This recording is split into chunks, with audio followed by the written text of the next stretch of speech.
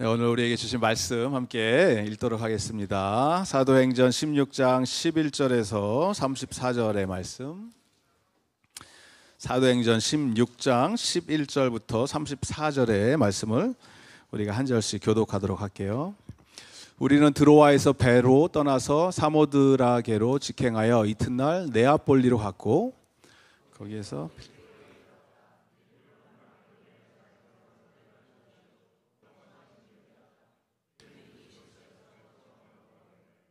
안식일에 성문 밖 강가로 나가서 유대 사람이 기도하는 처소가 있음직한 곳을 찾아갔다. 우리는 거기에 앉아서 모여든 여자들에게 말하였다.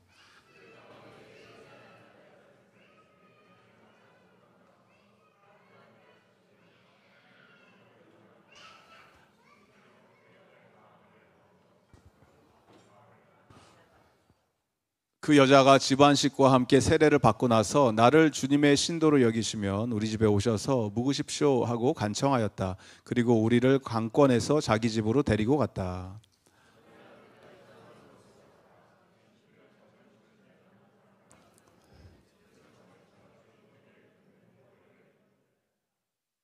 이 여자가 바울과 우리를 따라오면서 큰 소리로 이 사람들은 지극히 높으신 하나님의 종들인데 여러분에게 구원의 길을 전하고 있다 하고 외쳤다.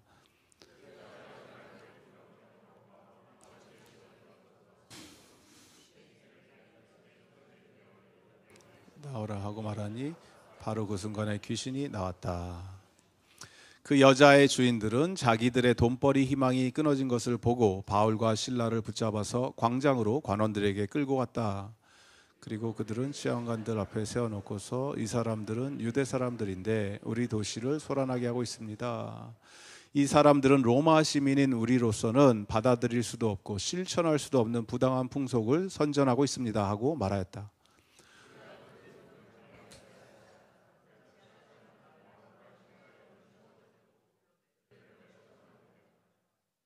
그래서 이 명령을 받은 부하들이 그들에게 매질을 많이 한 뒤에 감옥에 가두고 간수에게 그들을 단단히 지키라고 명령하였다. 간수는 이런 명령을 받고 그들은 깊은 간밤에 가두고 나서 그들을 발에 착고를 단단히 채웠다. 한밤쯤 되어서 바울과 실라가 기도하면서 하나님을 찬양하는 노래를 부르고 있는데 죄수들이 듣고 있었다. 그때 갑자기 큰 지진이 일어나서 감옥의 터전이 흔들렸다. 그리고 곧 문이 모두 열리고 모든 죄수의 수갑이 착고가 풀렸다. 간수가 잠에서 깨어서 옥문들이 열린 것을 보고는 죄수들이 달아난 줄로 알고 검을 빼어서 자결하려고 하였다. 그때 바울이 큰 소리로 그대는 스스로 몸을 해치지 마시오. 우리가 모두 그대로 있어 하고 외쳤다. 간수는 등불을 달라고 해서 들고 뛰어들어가 무서워 떨면서 바울과 실라 앞에 엎드렸다. 그리고 그들을 바깥으로 데리고 가서 물었다. 두 분 사도님, 내가 어떻게 해야 구원을 얻을 수 있습니까? 그들이 대답하였다. 주 예수를 믿으시오. 그리하면 그대와 그대의 집안이 구원을 얻을 것입니다. 그리고 하나님의 말씀을 간수와 그의 집에 있는 모든 사람에게 들려주었다. 그 밤 그 시각에 간수는 그들을 데려다가 상처를 씻어주었다. 그리고 그와 온 가족이 그 자리에서 세례를 받았다. 간수는 그들을 자기 집으로 데려다가 음식을 대접하였다. 그는 하나님을 믿게 된 것을 온 가족과 함께 기뻐하였다. 아멘. 우리 모두에게 복음이 필요합니다 라는 제목으로 하나님 말씀을 함께 나눕니다. 우리 옆 사람에게 다시 한번 우리 리마인드 해드립시다. 당신도 복음이 필요합니다. 네, 우리 모두에게 구원이 필요하죠. 유대 남자는요, 유태인 남자들은 옛날에 아침에 눈을 뜨면서 하나님께 늘 이제 기도하는 게 습관이 되어 있는 사람들 아닙니까? 근데 이런 기도문이 있어요. 그들은 기도문을 외우고 다니는데 이 기도를 해요. 우주의 왕이신 하나님을 찬양합니다. 저를 이방인이 아닌 유태인으로 태어나게 해서 감사합니다. 노예가 아닌 자유인으로 태어나게 해주셔서 감사합니다. 여자가 아닌 남자로 태어나게 해주셔서 감사합니다. 만약에 이 기도를 코리안 남자가 했다면 한국에서 그의 인생은 참 힘들어졌겠죠. 고달픈 인생이 됐겠죠. 어디 감히 그런 그 존귀하신 여성분들을 그냥 성차별적인 발언이잖아요. 이런 게 내가 여자가 아니라서 감사합니다. 이런 게 노예가 아니라서 감사합니다. 예전에는 뭐 노예들이 많이 있었던 사회니까 지금으로 치면은 노예 제도는 없지만 여전히 어떤 경제적인 억압을 받고 있다던가 사회적으로 불이익을 당하는 이런 사람들이 그런 원치 않게 경제적인 묶임에 있는 사람들 아닙니까? 그런 사람들. 이방인이 아니라서 감사합니다. 우리 이방인이 없는 것 같지만 한국에는 굉장히 많죠. 우리도 왜 이방인이죠? 호주 땅에서는 이방인으로 와서 살고 있는 건데 이런 사람들, 외국인 노동자 같은 사람들이겠죠. 한국에 있는 분들은 그런 사람들이 아니라서 감사합니다. 이런 기도를 유대인들이 했다라는 거예요. 왜 이 기도를 했냐면 유대인들은 선민 사상에 똘똘 뭉쳐있던 사람들, 우리는 특별한 민족이다. 하나님이 우리를 사랑하신다. 우리만 사랑하신다. 이게 문제였던 거죠. 학교에서 여러분 학창 시절에 공부 잘하던 친구가 1등 하던 친구가 시험 보고 난 다음에 여러분하고 대화하면서 막 너무 괴로워하면서 죽을 것 같이 힘들어하면서 어떡하냐. 나 오늘 한 문제 틀린 것 같아. 이러면은 짜증이 확 나죠. 한 문제 틀렸다고 이제 이렇게 되는 거죠. 그러면서 너는 뭐 시험 잘 봤어? 뭐 그래도 한 80점은 넘었겠지. 너는 뭐 이러면은 이제 굉장히 그런 친구랑 같이 사귀기가 불편하죠. 그냥 재수 없죠. 그런 애들이 있는 것처럼 여기 이 유대인들이 그러고 살았다라는 거예요. 이방인들을 바라볼 때 너네는 참 힘들겠다. 어떻게 이방인처럼 그렇게 사냐. 예수님이 가끔가다 그때 수로보니게 여인한테 그 개라고 표현하신 적도 있고, 그렇죠? 유대인들의 마음이 그랬어요. 이방인들을 바라볼 때 그 정도로 깔보고 이렇게 아래로 보고 있었다. 유대인들에게는 하나님이 율법을 주셨고 성전을 주셨고 특별한 선물들을 많이 주셨기 때문에 이들이 이걸 가지고 다니면서 착각을 했던 게 하나님은 우리만 사랑해. 굉장히 교만했던 거죠. 그런데 이런 율법에 대해서 지난주에도 우리가 말씀을 통해 살펴보고 또 로마서를 통해서 지금 계속 살펴보는 것처럼 하나님이 율법을 주신 이유는 이걸 통해서 인간이 얼마나 죄악 가운데 사는 존재인지, 율법은 하나님의 기준이잖아요. 이 기준에 한참 못 미치는지를 볼 수 있도록 그걸 주신 거예요. 신호등이 있으면 우리가 신호등을 보면서 가면 신호등 자체가 우리를 구원해 주지 못하잖아요. 신호등은 우리가 스피딩을 했는지 빨간불에 지나갔는지 그 기준만 보여주는 것 뿐이지 이것 자체가 우리를 안전하게 드라이브 할 수 있도록 도와주는 거는 못하잖아요. 그게 신호등이. 너는 지금 스피딩을 했습니다. 딱지가 날라오면 그걸 알려주는 것 뿐이지. 율법이 그런 기능이에요. 율법이 있으면 우리에게 율법 자체를 소유했다고 우리가 거룩해지고 아름다워지는 게 아니고 우리가 얼마나 죄인인지를 보여주고 드러내는 거다라는 거죠. 그리고 의인은 없나니 하나도 없기 때문에 그 누구도 하나님이 원하는 이 수준까지는 아무도 올라갈 수 없습니다. 이게 율법의 기능이에요. 유대인들은 착각을 했던 거죠. 내가 어떻게든 발버둥하고 노력하면 나는 어느 정도 비스무리한 수준까지는 올라갈 수 있어. 그랬던 것을 예수님이 오셔서 복음을 선포하시고 아니 아무도 율법을 따름으로는 구원에 이르지 못한다. 오직 믿음으로, 오직 은혜로, 오직 나를 믿는 믿음으로 하나님 나라의 백성이 된다. 이게 복음 아닙니까? 그래서 이거를 말씀을 선포하시는 가운데 제자들이 이걸 깨닫고 복음의 확장이 일어나고 복음이 선포되면서 전 지역으로 흘러가면서 오늘 이 복음의 무한한 자유를 누리기 시작했던 이방인들, 예수님을 처음 영접했던 사람들, 유대인들도 이제 복음이 뭔지를 깨달았던 거죠. 지난주에 15장, 사도행전 15장에서 예루살렘 회의를 통해서 그래, 하나님이 그런 은혜를 이방인들에게 보여주셨는데 우리가 더 이상 율법으로 이들을 억제할 수 없습니다. 그래서 자유를 허락해야 됩니다. 라고 하면서 복음이 이제 흘러가면서 오늘 들어간 이 복음이 흘러간 지역이 어디냐면은 빌립보라고 하는 동네인데 빌립보는 어디냐면 마케도니아에 있습니다. 지금 마케도니아, 그리스 북쪽 유럽의 첫 번째로 복음이 들어간 것을 우리가 보게 된다라는 거예요. Europe, first time the gospel went into Europe. 이렇게 복음이 유럽까지 전달돼요. 많은 사람들이 착각하는 것 같은데 기독교는 서양 종교가 아닙니다. 서양 종교. 노랑머리들이 소유하고 있었던 시작된 종교가 아니에요. 기독교는 이스라엘에서 유대인들, 예수님 중심으로 또 중동 지역 여기서부터 흘러나간 거잖아요.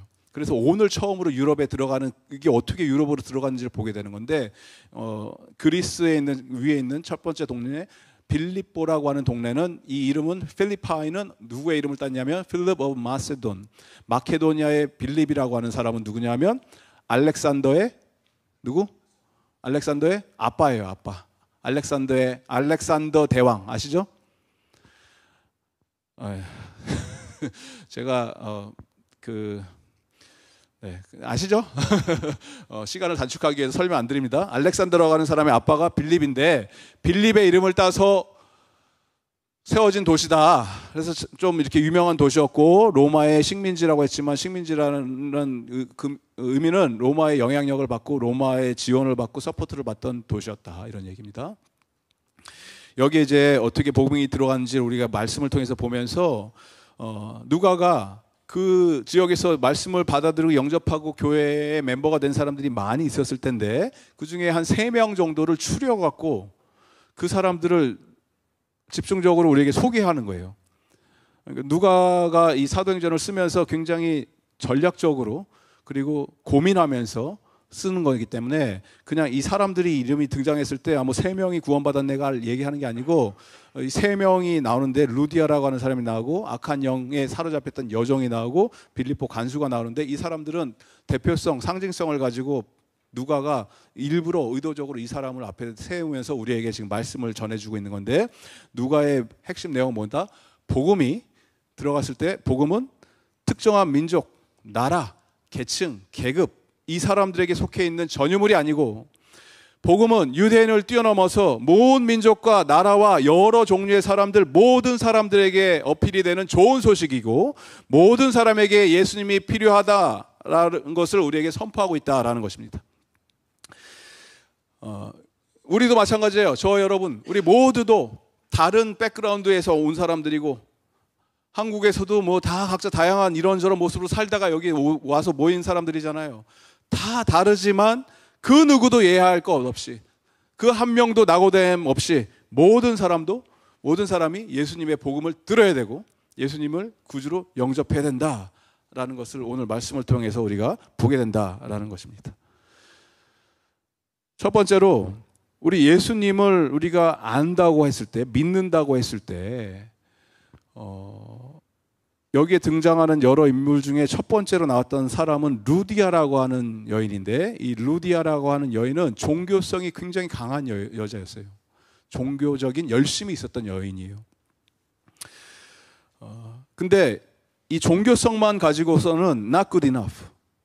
하나님의 복음을 우리가 받아들일 수가 없어요. 종교성만 가지고는. 루디아를 통해서 우리가 보게 되는 것은 예수님의 아름다움을 경험하면 사람이 변화된다라는 걸 보게 되죠. 이 루디아라고 하시는 분은 어떤 분입니까? 루디아라고 하는 여자가 있었는데 이분은 자색 옷감 장수로서 두아디라 출신이고 하나님을 공경하는 사람이었는데 주님께서 이 여자의 마음을 열어주셔서 바울이 지금 말하는 것을 귀담아 듣고 있었다라는 거예요. 바울이 이 빌립보라고 하는 동네에 가니까 처음에 바울의 선교 전략은 항상 유대교 회당을 찾아갔죠. 유대교 회당은 남자 10명이 있으면 생겨요. 어느 동네든지. 유대인 남자들 10명이 있으면 자기네들끼리 우리가 한국 사람들이 전 세계 어디를 이민을 가도 교회를 세우는 것처럼 유대인들도 어느 곳에 전 세계에 퍼져 있다고 하더라도 10명만 있으면 유대교 시네고그 회당을 만들죠. 이 멜번에도 유대인 회당도 많이 있죠. 저 부자 동네 가면은 그렇게 만든다는 거예요. 그러니까 바울은 거기를 찾아갔는데 없었던 거예요. 이 회당 자체가. 대신에 어떤 여인들이 모여서 그렇게 막 웅성웅성하고 기도하는 것처럼 있으니까 이 여자들한테 찾아간 거예요. 그리고 이 여인들에게 복음을 지금 전하고 있는데 여기서 우리가 알아야 되는 게 유럽의 첫 번째 도시, 첫 번째 교회가 세워지는 과정은 회당에서 말씀을 전해서 남자들 중심으로 유대인 남자들이 막 모여서 교회가 세워진 게 아니고 하나님을 공경하던 한 이방 여인 루디아라고 하는 이 여자를 통해서 이 집에서부터 이 가정에서부터 교회가 시작이 되었다. 하나님의 교회가. 이걸 보게 되는데 이 분이 어떤 분이냐면 하나님을 공경하는 사람이라는 표현은 영어로는 뭐라고 나옵니까? Who was a worshipper of God. 하나님을 예배하고 하나님을 따르던 자, 이거는 굉장히 테크니컬한 텀이거든요, 원어로는. 그런데 어디에 또 이 사람이 나왔냐면, 이런 종류의 사람을 설명했냐면, 베드로가 누구한테 부름을 받고 갑니까? 비전을 보고 환상을 보고 누구 집에 갑니까? 고넬료의 집에 갔었죠. 기억나시죠? 네, 우리의 기억력은 상당히 짧다. 하지만 또 곰곰이 생각해 보니까 들어본 것 같더라. 고넬료라고 하는 사람도 성경에 기록을 하고 설명을 할 때 하나님, God fearer, 하나님을 워십하는 사람.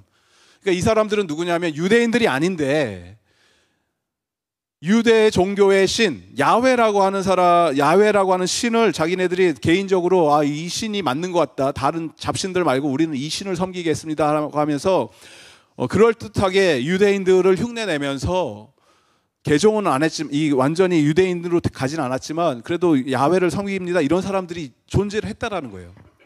그래서 이 루디아라고 하는 사람, 두아디아 출신의 이 사람도 어떻게 야훼라는 신을 듣고 이 사람을, 이 야훼를 예배하고 워십하던 사람이었는데, 그러다 보니까 들었던 게 있을 거 아니에요. 유대인들은 이렇게 하나님을 섬기더라. 성전이 필요하고 어떤 율법을 지켜야 되고 제사를 드려야 되고 뭐 이런 것들, 이런 걸 하면서 하나님을 섬길 수 있습니다. 이런 것들을 많이 자기가 들었고 실제적으로 그걸 하기를 원했던 여인인데 할 수가 없는 거죠. 이방인이고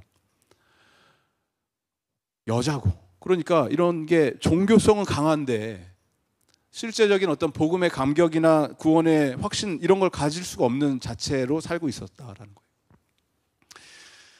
거예요. 여러분, 종교는요, 우리가 어떤 종교를 여러분이 생각을 하든지, 무슬림이 됐든 뭐 불교가 됐든 기독교가 됐든 어떤 종교든지, 종교는요, any religion은 하나님을 이용해서 내가 나의 구원을 이루려고 하는 노력이 따라와야 돼요.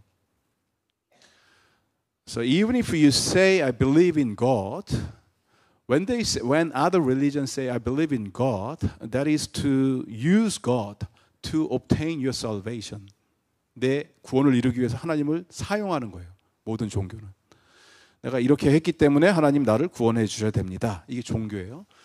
복음은 내가 하나님을 이용하는 게 아니고 하나님의 아름다움을 경험했기 때문에, 하나님의 영광을 체험했기 때문에 그 자체를 사모하는 거예요.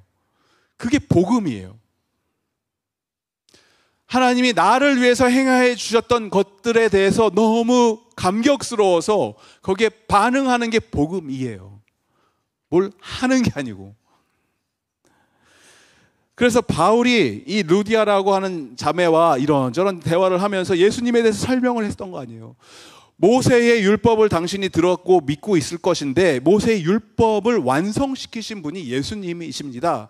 당신이 성전에 대해서 들었을 것인데, 제사를 드리고 여러 시스템에 대해서 들었을 것인데, 이 성전의 온전한 기능과 모든 것을 이루신 분이 예수님이 성전이 되셔서 언제 어디서나 어떻게 우리는 예수님 안에 있을 때 하나님을 예배드릴 수 있습니다. 예수님이 우리의 참된 성전이십니다. 이런 설명들을 하니까 이 루디아라고 했던 이 자매의 마음이 활짝 열려갖고 예수 그리스도의 아름다움, 예수님의 영광을 보기 시작합니다. 바울의 말을 귀에 담아서 듣기 시작하고 모든 게 이제는 선명하게 보이기 시작하니까 이 여자가 15절에 보니까, 그러면 당신 우리 집에 오셔서 나한테만 이 복음 전하시는 게 아니고 우리 식구들에게도 말씀을 전해주시고, 그리고 우리 집에 계시면서 지내세요 라고 하면서 교회, 이때 당시에 집은요, 우리가 생각하는 뭐 엄마 아빠 있고 애들 있고 이런 한 가정 아파트에 살고 이런 게 아니고 household, 굉장히 큰 컴플렉스 단지 같은데 여러 가족들이 모여 살면서 이게 하나의 하우스홀드가 되는 거죠. 로마의 건축 양식 이런 거, 배너 이런 거 보셨죠? 거기 보면은 집안에 뭐 하인도 살고 여러 명 살고 하잖아요. 여러 사람들이, 가족들이 살잖아요. 그게 하나의 하우스홀드인 거예요. 그러니까 우리가 얘기하는 그 교회가 되는 거예요. 그게 하나의 뭐 뜰도 넓고 여러 명이 살고, 그 다음에 이 루디아라고 하는 이분은 굉장히 잘 사시던 분이죠. 어떻게 알 수 있습니까? 자색 옷감 장수는, purple cloth는 누가 입는다? 로얄 패밀리들이 입는 옷이다. 그러니까 로마의 귀족들, 우리 지금 이 시대로 치면 구찌, 에르메스 입고 다니는 사람들을 상대로 비즈니스를 하는 자기 자신도 굉장히 높은 지위에 있었던 그런 비즈니스 우먼이었던 거죠. 그러니까 이 여인에게 복음이 들어가니까 자기 개인의 어떤 구원으로 그치는 것이 아니고 이 온 집안에 하나님의 복음이 들어가게 되더라. 그래서 우리가 루디아의 이 변화를 통해서 보게 되는 것이 종교적 신념이 강하고 착하게 살려고 노력하는 사람일수록 무엇이 필요합니까? 복음이 필요하다. 가끔 가다가 예수님을 이제 영접하시는 분들 중에서 다른 종교에서 오시는 분들이 계시거든요.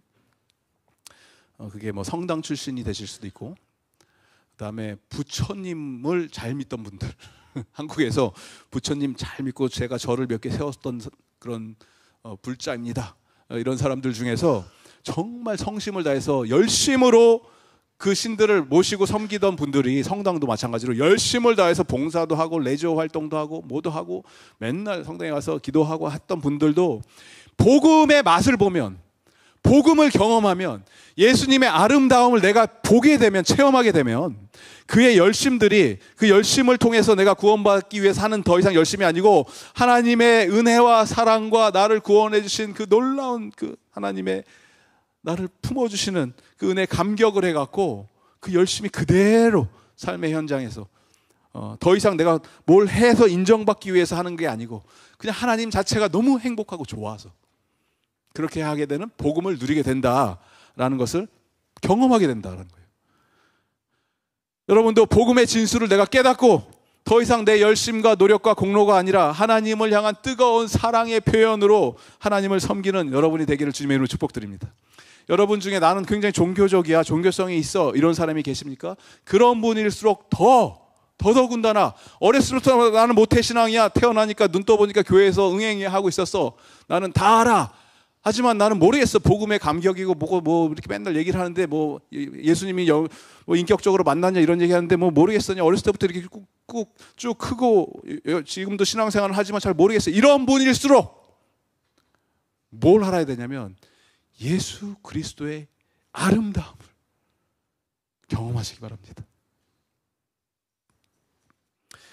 시편 기자가 27편 4절에 이 고백을 해요. 내가 여호와께 바라는 한 가지가 있는데 내가 그것을 간절히 구합니다. 곧 내가 평생의 여호와의 집에 거하면서 여호와의 아름다움을 바라보기 원합니다. 그의 성전에 거하는 게 제 가장 큰 소망입니다. 여러분의 소망이 뭡니까? 여러분 원하시는 게 뭐예요? 이렇게 물어봤을 때 여러분 각자의 소원이 있을 거 아니에요. 마음의 소원들이. 내 간절히 원하는 소망들, 뭐 대박 나게 해주세요, 사업이 잘 되게 해주세요, 뭐 우리 애들 건강하게 해주세요, 영주권 받게 해주세요, 뭐 마음의 소망이 다 있을 거 아니에요, 각자 나름대로. 근데 그 어떤 것보다 여러분의 단 하나의 소망이 있다면 예수님의 아름다움을 경험케 해주십시오. One thing that I've asked of the Lord, that I may dwell in the house of the Lord and gaze upon the beauty of our Lord. That's all that I need. 이게 여러분의 고백이 되길 바랍니다. 예수 그리스도의 영광을 내가 바라보기 원합니다. 예수님의 아름다움을 내가 찬양하기 원합니다. 그럴 때 여러분 이 세상에 있는 그 어떤 금은보화가 필요가 없어요.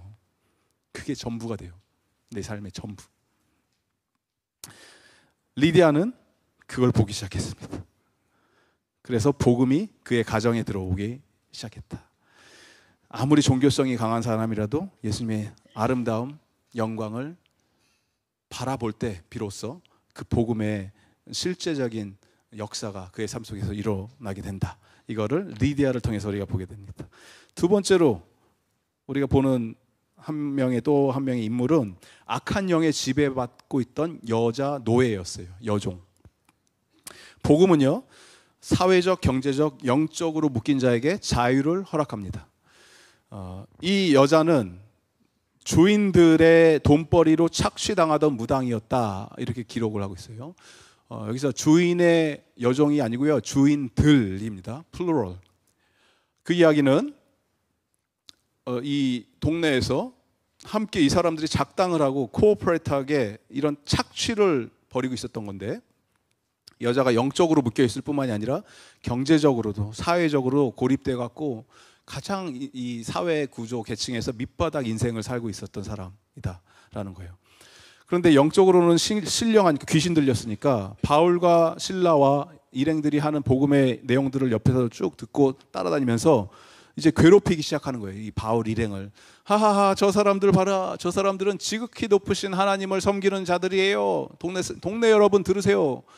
저들이 얘기하는 저 여러분에게 구원의 길을 지금 전하고 있습니다 라고 외치는 게 이게 막 맞는 얘기지만 조롱하는 얘기. 온전한 동기로 진실을 선포하지 않으면 그건 악한 겁니다. 진실을 얘기하고 있지만 그거는 악한 의도로 지금 얘기하고 있는 거예요. 방해를 하려고. 조롱과 멸시로 복음 사역을 방해하고 있습니다. 그러니까 바울이 듣다 못해서 견디지를 못해갖고 예수 그리스도의 이름으로 명하노니 이 악한 영아 썩 나오거라 하면서 명령을 했더니 이 무당 신내림 받았던 여인이 막 하면서 귀신이 떠난 거죠. 이게 뭐 여러분 무슨 뭐 전래동화 같은 얘기가 아니고 지금도 많잖아요. 무당들 많잖아요. 한국의 점집은 경제가 아무리 어려워도 망하지 않습니다. 아시죠? 얼마나 많이 한국 사람들이 얼마나 영적인 사람들인지 몰라요. 얼마나 신령한데요. 무당들한테 그렇게 많이 찾아가요. 권사님들이 가서 이번에 내가 우리 애들 뭐 시집장가 가야 되는데 어떻게 해야 됩니까? 그러면 권사님 무당이 신령하니까 그러면 당신이 모시는 신을 잘 섬기셔야 됩니다. 그러면 뭐 교회 헌금하고 이런 거 이상한 일들이 벌어져요. 한국에서 지금. 이 귀신 들린 여인, 불쌍한 여인 있잖아요. 사회에서 무시당하고 막 천대받았던 여인이에요. 그리고 주인들이 착취를 해갖고 돈을 다 뜯어내고 루디아와 귀신 들린 여인을 일부러 대조시키는 거예요. 지금 누가가. 둘 다 영적이었죠. 루디아는 하나님을 사랑했고 하나님을 섬기려고 몸부림치던 종교성이 강하던 여인이었고, 반면에 이 여인은 다른 여인은 귀신 들린 영적으로 신령한 귀신 들린 여인, 영이 악한 영에 사로잡힌 여인. 루디아는 굉장히 성공한 비즈니스 우먼, 돈을 많이 벌었던 여자. 귀신 들린 여자도 돈을 많이 벌었지만 다 뺏겼던 여자. 이게 지금 대조가 되고 있다는 거예요. 그런데 예수 그리스도의 이름으로 이 악한 영이 떠나가니까 영적으로 묶여있던 자에게 자유를 허락해 주셨고, 그 이후에 이 여인의 스토리는 성경에 기록하고 있지 않으니까 우리는 알 수가 없어요. 모릅니다. 하지만 우리가 분명히 아는 것은 그 사람이 어떤 종류의 사람이라든지 특별히 사회에서 소외받고 외면받고 밑바닥에 있는 인생들, 버림받은 인생들에게도 무엇이 필요하다? 아니, 무엇이 더욱 필요하다? 복음이 가장 필요하다는 거예요. 복음. 이런 사람들일수록 하나님의 복음 없이는 살 수가 없다. 여러분들 가운데 영적으로 이런 막 짓눌림이 있는 사람들이 있습니까? 요새 밤에 잠이 안 와요. 맨날 악몽을 꿔요. 이런 사람들 계십니까? 그럴수록 더 예수님의 복음이 간절히 필요하고, 우리 가운데 외면당하고 사회적으로 멸시천대받는 그런 사람들이 있습니까? 그런 분들이 계실수록 더 이분들에게 영적인 돌봄과 관심과 사랑과 이런 복음의 능력을 경험해야 되는 것이 필요하다라는 것을 우리가 깨닫게 됩니다. 이렇게 귀신 들린 여인이 능력을 잃어버리니까 주인들 입장에서는 자기네들의 비즈니스가 지금 망한 거예요. 그러니까 화가 나갖고, 누가 그랬어? 바울과 그 일당들 데려와. 그래서 때리기 시작하고 고소를 해서 감옥에 집어넣게 됩니다. 그리고 여기서 세 번째 인물을 만나게 됩니다. 복음은요, 세속적 사람을 영적으로 변화시키는 능력이 있습니다. 세상적인 냄새가 나는 사람들 있잖아요. 우리가 이렇게 사람들하고 만나다 보면은 저 사람은 어떻게 저렇게 세속적이냐, 하는 얘기가 뭐 세상적인 얘기, 어떻게 하면은 돈을 많이 벌고, 이렇게 하면은 성공하고, 이렇게 하면은 잘 먹고 잘 살고, 그냥 모든 관심이 온통 내 육신의 즐거움, 이 세상적인 것에만 똘똘 뭉쳐 있는 사람들이 많죠. 대부분이 그렇죠. 사실 이 시대에 많은 사람들이 영적인 것에는 1도 관심이 없는 사람들이 많이 있습니다. 빌립보 간수는 어쩌면 그런 사람이었을 수도 있어요. 왜냐하면 빌립보에서 내가 지금 프리즌 가드를 하고 있다는 얘기는, 빌립보는 아까 얘기했듯이 로마의 컬러니였고, 여기에 누가 많이 왔냐면 로마 은퇴 군인들이 많이 와요. 정착을 여기서 많이 했어요. 그러면 이 사람들이 할 일이 없으니까 가만히 먹고 노는 게 아니고 뭘 하냐면 이런 경찰들, 가드, 프리즌 가드, 시큐리티 이런 거를, 이런 사람들의 잡이에요. 그래서 이런 걸 하고 있었던, 그러니까 빌립보 간수 역시 전직 로마 군인이었다. 로마 군인들에게 필요한 것은 어떤 영적인 얘기, 이런 건 아무 쓰잘데기 없는 얘기고, 이들에게 필요한 건 두 가지예요. Honor and responsibility. 명예와 그들에게 주어진 책임이요. 그게 전부예요. 로마 군인들의 머릿속에는. 명예를 소중히 여기는 로마인들의 문화예요. 하나님 뭐 이런 건 별로 안 중요해요. 빌립보 간수에게 있어서 나에게 맡겨준 이 일들, 사명들, 그 뭐입니까? 그건 죄의 순들을 잘 간수하는 거죠. 도망치지 못하게. 근데 이들이 도망쳤다는 얘기는 곧 자기가 이 죄수에 대한 책임을 져야 되는데, 그 책임은 목숨이에요. 목숨. 로마인들은 그래요. 그래서 로마인들이 예수님 강도들 매달았을 때 철저하잖아요. 죽었는지 안 죽었는지 확인해라. 확실히 해라. 그래서 옆에 있던 강도들은 어떻게 해요? 다리를 부러뜨려 버리죠. 그러면 이제 더 이상 혈액순환도 안 되고 그러면 이제 죽는 거거든요. 예수님도 다리 부러뜨려서 죽이려고 했는데 이미 죽었는데요? 아니, 정확하게 해. 그래서 창으로 찌른 거예요. 완전히 죽이려고. 근데 이미 돌아가신 분을 그렇게 한 거예요. 또 그게 로마인들이에요. 로마 군인들이에요. 그 정도로 책임감이 투철했던 사람들이에요. 죄수들이 도망간다? 그건 자기 목숨이에요. 목숨. 이 간수는 오늘 바울과 실라가 묶여있는 이 감옥에서 두 가지 신기한 경험을 하게 되는데, 처음에 바울과 실라가 끌려서 들어왔습니다. 심한 매질을 당해서 피가 막 툭툭 떨어지고 얼굴이 부어있고 멍들어서 이렇게 있고, 또 자기가 확실히 하기 위해서 감옥에서도 다 묶어버려요. 팔다리 다 묶었고. 그런데 이들이 그러면 누가 봐도 고통스럽고 힘들고 아픈 상황 속에서 뭘 하고 있습니까? 하나님을 찬양하기 시작해요. 하나님의 영광을 노래하기 시작해요. 기쁨이 있어요. 그러니까 이 간수 입장에서는 좀 조용해라 하면서도 쟤네들은 왜 저러지? 뭐가 저렇게 좋냐? 뭐로 하여금 저들에게 평화를 누리게 하고 있지? 이 궁금했던 거예요. 그런데 갑자기 무슨 일이 벌어집니까? 막 지진이 벌어지고 난리가 나고, 막 갑자기 불 꺼지고 문이 열리고 막 난리가 나는 거예요. 지난주에 멜번에 지진이 있었죠?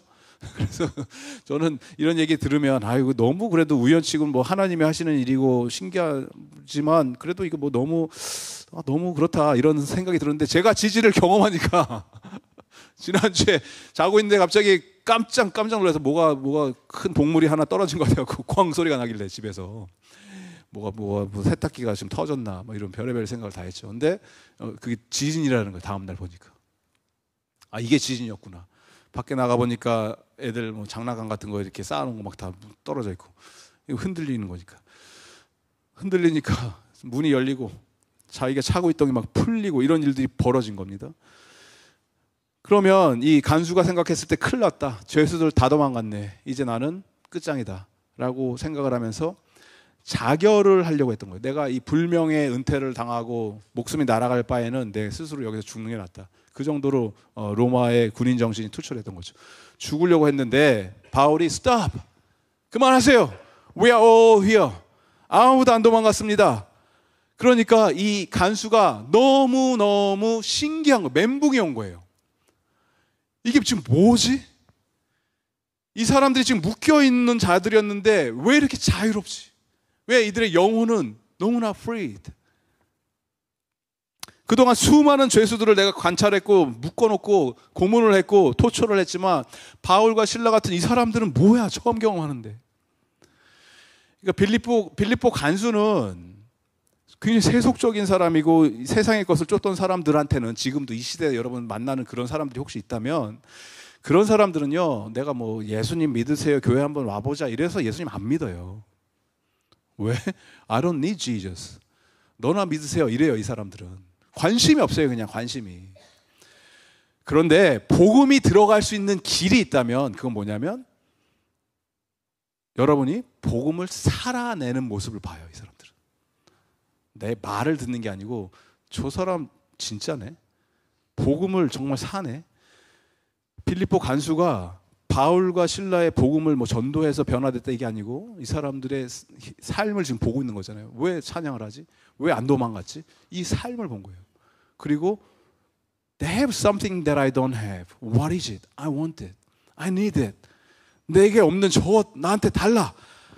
그러면서 그의 심령 깊은 곳에 있었던 영혼의 갈급함, 갈망함, 이 질문이 터져 나오는데 내가 어떻게 해야지 구원을 얻을 수 있습니까?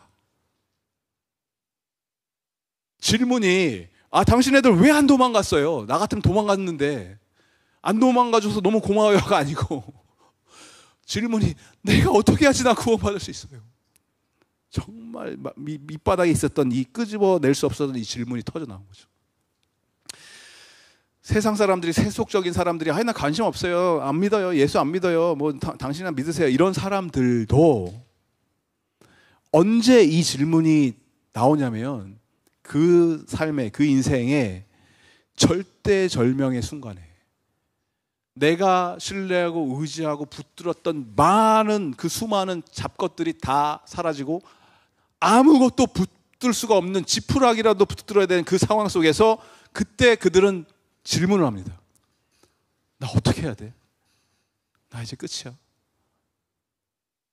잘 나갈 때는, 돈이 있고 사람들이 인정해 줄 때는 뭐 괜찮아, 나 괜찮아, 내 인생 내가 알아서 살아, 이러던 자들도 하나님 없어도 돼, 이런 자들도 더 이상 인생에 내려갈 것이 없는 밑바닥을 경험하는 순간 그때 이 질문이 터져 나올 수밖에 없어요.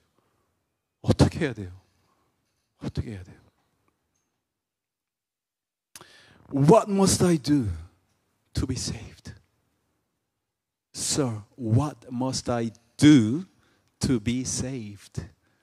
질문이 뭐예요? 내가 뭘 해야 합니까? 바울의 답은 하긴 뭘 해요? 믿으세요예요. 믿으세요. 믿으세요. 행하는 게 아니고 믿는 거예요. 주 예수님을 믿으세요. 구원은 내가 무엇을 행해서 이루는 게 아니고 예수님이 행하신 일을 믿는 거예요. 그렇게 시작된 개인의 구원이 어디로 흘러갑니까? 주 예수님을 믿으십시오. 그리하면 그대와 그대의 집안이 구원을 얻게 될 것입니다. 내가 어떻게 구원을 얻습니까? 라고 하는 나로 시작한 질문이 너와 너의 가정이 구원을 얻게 됩니다 라는 답으로 돌아옵니다. 하나님, 나는 예수님을 너무 사랑해요, 믿습니다. 근데 우리 식구들 어떻게 해야 돼요? 믿지 않는 남편 어떻게 해야 돼요? 예수님을 거부하는 아내 어떻게 해야 합니까? 우리 애들 어떻게 해야 돼요? 복음을 들어보지 못한 이 자녀들 어떻게 합니까? 이 사람들에게 내가 복음을 백날 첫날 믿어라, 교회 가자 이런다고 안 변해요. 왜냐하면 그 인생의 세속적인 생각들로 가득 차 있기 때문에, 세상의 것들이 더 좋기 때문에. 그러면 어떻게 이 사람들에게 복음이 들어갑니까? 내가 복음을 사는 모습을 봐야 돼요.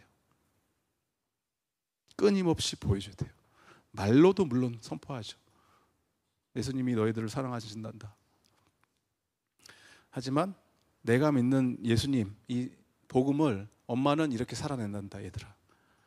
이걸 아이들이 보고 내 남편이 경험하면 당신이 믿는 그 하나님이라는 분, 예수라는 분, 나도 한번 믿어보자.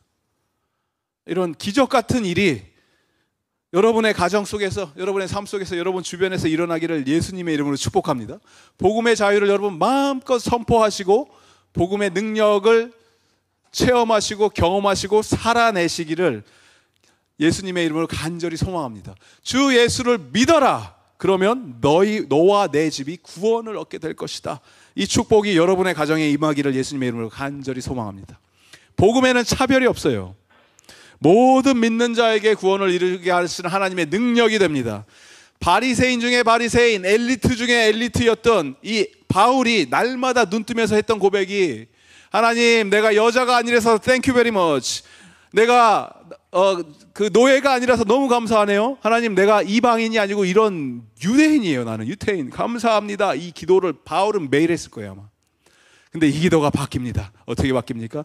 하나님, 차별이 없으신 하나님, 구원의 문이 활짝 열려서 여자나 이방인이나 노예나 그 누구도 하나님이 거르지 않고 모든 사람에게 구원의 문을 열어주셔서 구원받게 해주신 그 하나님을 찬양합니다 라고 하면서 빌립보에서 경험했던 이 놀라운 구원의 역사들, 하나님의 복음이 이 땅 가운데 그 땅 가운데 선포되고 흘러갈 때 사회에서 가장 억압받고 착취당했던 그 영혼이 예수님께 돌아오게 되고, 종교적 신념으로 똘똘 뭉쳐 있었지만 여전히 내 열심으로 노력으로 불안 속에서 어떻게 해야 될까 떨고 있던 자들에게 참된 복음의 자유를 누리게 해주셨던 그 하나님의 놀라운 은혜와, 온통 세상의 것에 내 모든 정신이 빨려갖고 쏠려갖고 어떻게 해야 될지 그렇게 고민하던 자들에게 뼛속 깊은 곳에서 나왔던 그 질문, 어떻게 해야지 내가 구원을 얻겠습니까? 라는 대한 답은 오직 예수 그리스도입니다.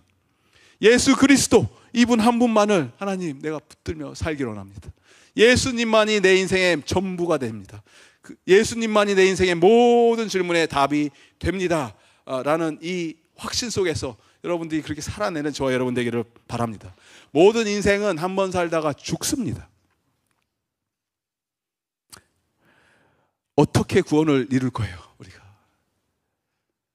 예수님의 아름다움을 경험하시기 바랍니다. 그러면 믿지 말라고 해도 너무 좋아요. 예수님이 너무 좋아. 어떻게? 예수님이 좋은 걸 어떻게 해요? 너무 아름다운데 거기에 반하시기 바랍니다. 뭘 하려고 발버둥 치지 마시고 그냥 예수님 바라보시고 그분의 아름다움에 내가 빠져들어서 하나님, 주님의 영광 가운데 살기 원합니다 라고 했을 때 그 예수 그리스도의 은혜가 내 삶 속에서 배가 되어서 복음이 실제적인 복음으로 들려지기 시작하고 살아낼 수 있는 힘을 얻게 되고, 또 나의 이런 삶을 통해서 주변에 있는 많은 영혼들이 주님께 돌아오는 그러한 영광스러운 경험을 하게 될 줄을 믿습니다. 우리 이 시간에 다 함께 자리에서 일어나셔서 예수 그리스도의 아름다우신 이 모습을 우리 함께 찬양하고 성찬을 준비하도록 하겠습니다.